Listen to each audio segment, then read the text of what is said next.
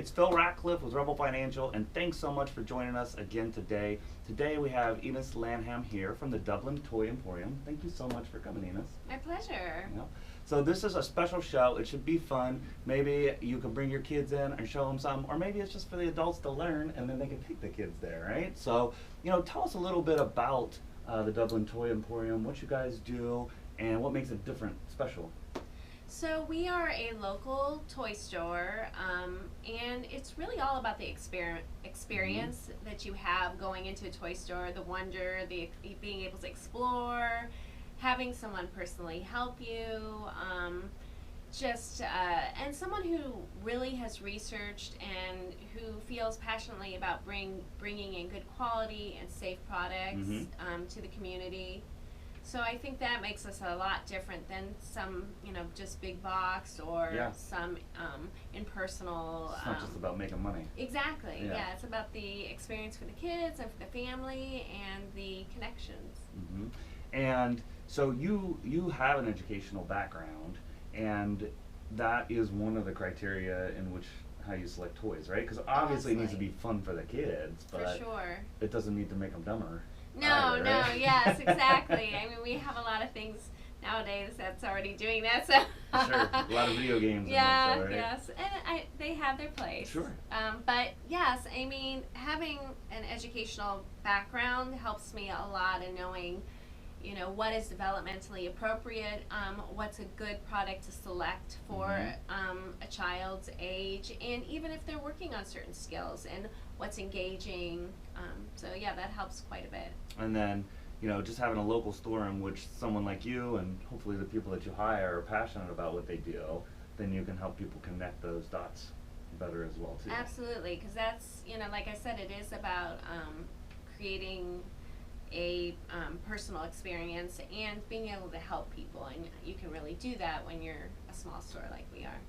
So tell us, why toys, what makes play important? I think I read a book in the past year where it was talking about even adults need to play more, and they end up cutting it out. So just tell us generally your thoughts on that. Well, for young children, it's how they learn about the world. And even as adults, it's how we learn. It's through play. I mean, it's through fun. You're not going to want to learn if it's not fun. So I think being able to supply products that, create a wonderful learning experience, but also create like toys and games. They bring people closer. Like, it gives you an opportunity to sit down and engage with your child. I mean, granted, there's things they can do by themselves, and there's times when you need that. But you need a break, right? Yeah, exactly. But I think a lot of times those activities bring everyone together. Yeah, you have a shared experience. Exactly. Right? Yeah. So, just from looking at your website and the things on Facebook and stuff, obviously you have a love of art.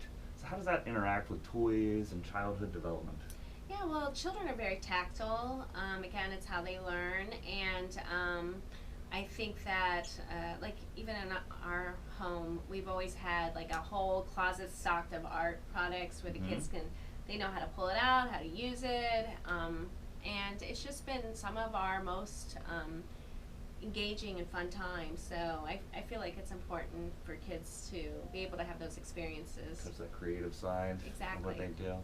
So I also saw on there when I was looking at some of your posts and stuff that you guys do art classes. So what are those? What do the kids do? What do they get from that in terms of experience-wise? Right. So we have quite a few classes. We have art classes, and we have a few different ones. Ones where like it's a mommy and me one, or a daddy and me, or grandma, whoever. So again, it's that time spent together. We also have like a mom's day out where the moms might go to the Terra Galley, which is next door, and the kids do their art over in our place. But we also have things like creative movement and dance classes. Okay, I was going to ask about that too. And we're going to be starting kinder music. And you used to do dance as well. Yeah. Right? I used to teach it for many years. I still do choreography. Like this summer, I usually do some summer choreography because I just love it, and I hate to not, have that some part of my life, you know.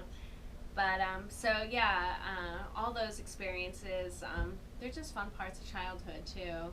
So what kind of dance is it?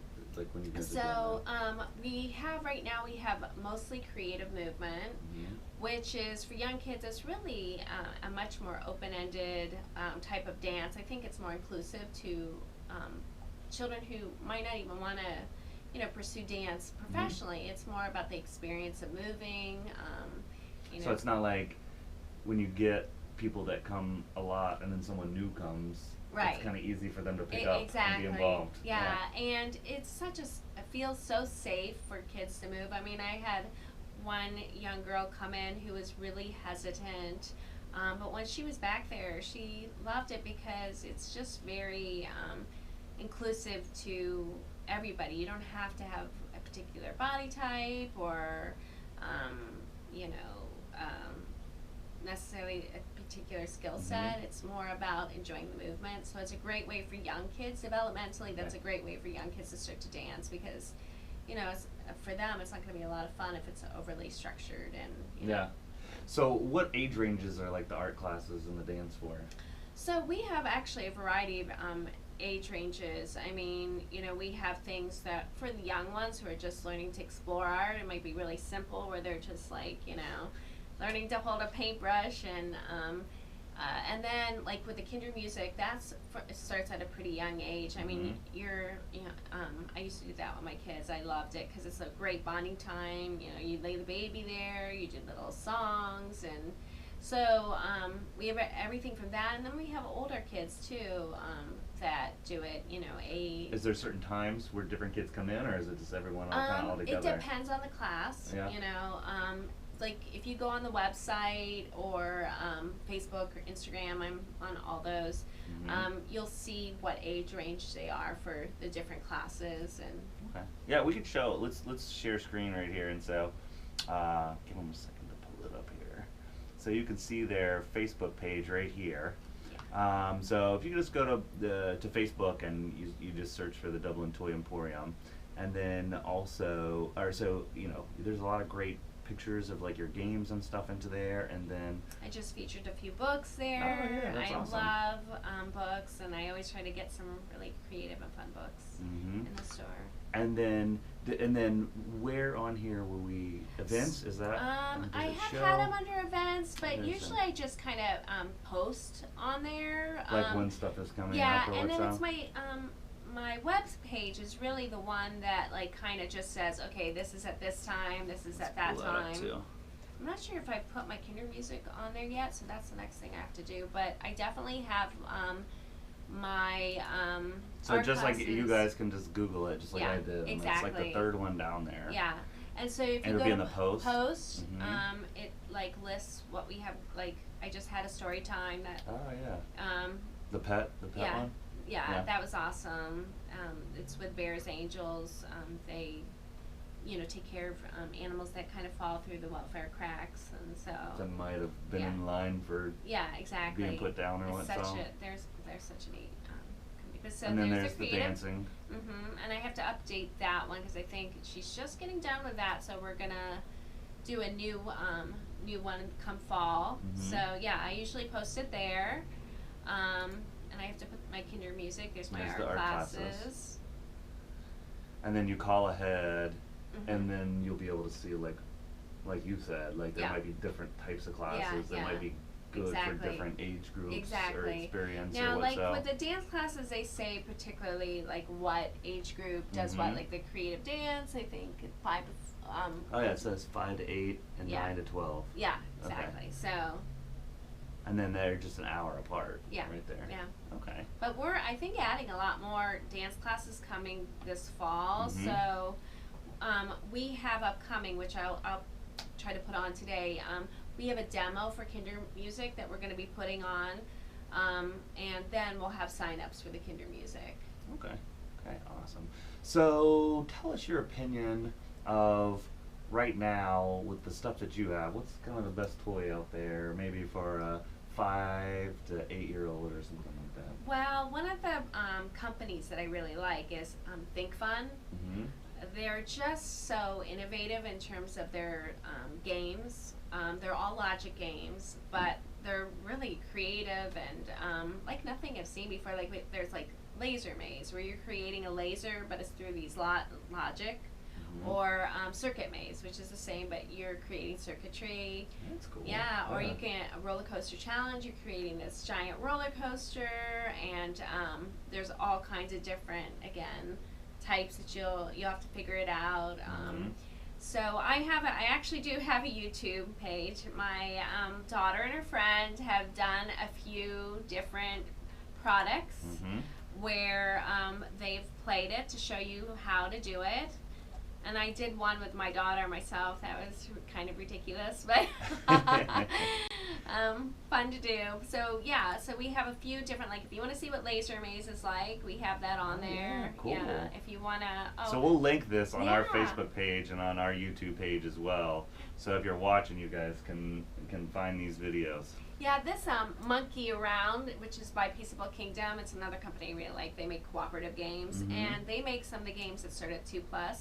I just happened to have kids come in that, you know, they wanted to play a game, so I pulled it out, and they played this game together. And so I just filmed it, and I put it up there so that people could see how to play the game. And so when you do that, do you have to, like, I know it's like kind of small town, but do the parents have to like sign a waiver so their kids like be online? Of course, I always ask permission. Sure. And if it's class or something like that, I definitely do the waivers. Yeah. So yeah, because I think for a lot of them, I'm surprised how much fun they like. You know, I had one group of like a son come in with his mother, and so I took a picture. I don't know what he did. He might have we decorate our presents. I have chalkboard paper, and so they can decorate it when they're done.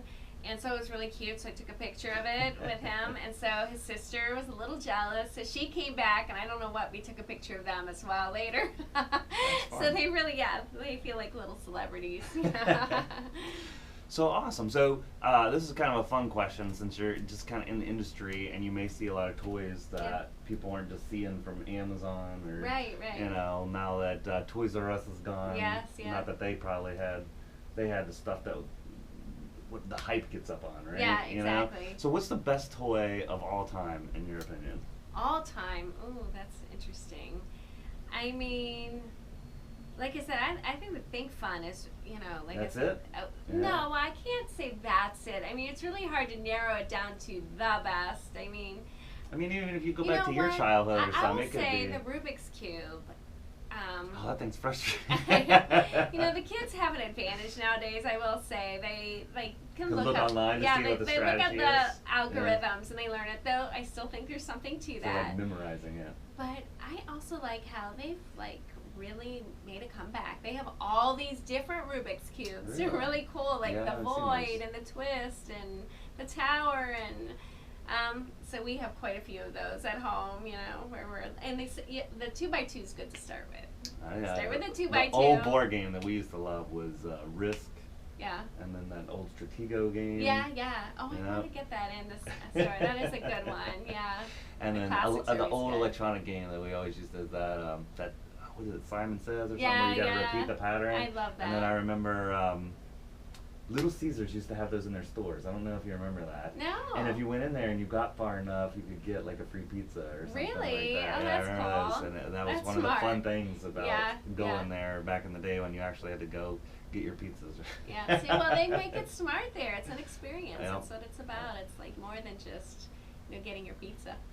Well, thanks so much for coming, Enas. Is there anything else you'd like to leave us with, or anything coming up that you'd like to get the word out about? Yeah, I mean, I guess just look online and come on our website, Facebook, Instagram, because like I said, we're going to have a demo day for Kinder Music, so you might want to see what that's all about before, sign-ups go out.